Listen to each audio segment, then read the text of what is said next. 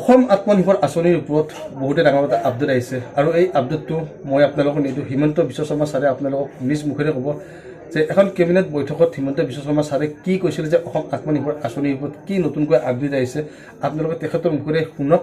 তাৰপিছত মই আজি আপোনালোকক আলোচনা কৰিম যে অসম আত্মনিৰ্ভৰ আঁচনিৰ ওপৰত হিমন্ত বিশ্ব শৰ্মা ছাৰে কি ক'লে, তেখেতৰ মুখেৰে কথাখিনি শুনক। তাৰপিছত মই আপোনালোকৰ লগত আলোচনা কৰিম।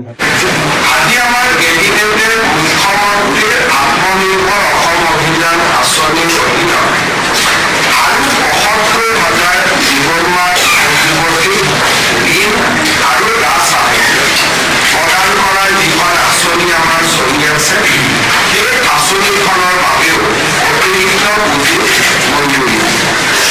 আপোনালোকে কথাখিনি নিশ্চয় শুনিলে, শুনি কৰি কিবা এটা বুজি পালে যে অসম আত্মনিৰ্ভৰ আঁচনিৰ ওপৰত নতুনকৈ কি আপডেট আহিলে, কি আপডেট অহা নাই।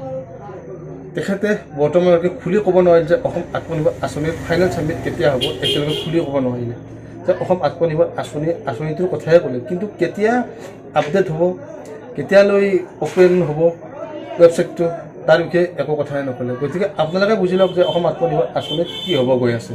ঠিক আছে, ভিডিঅ'টো ইমানখিনিয়ে। আপোনালোকক মই নিউজটো কোৱাৰ কাৰণে ভিডিঅ'টো বনালোঁ। বাকী যদি ভিডিঅ'টো চাই কৰি ভাল পাইছে লাইক কৰিব, কমেণ্ট কৰিব, শ্বেয়াৰ কৰিব।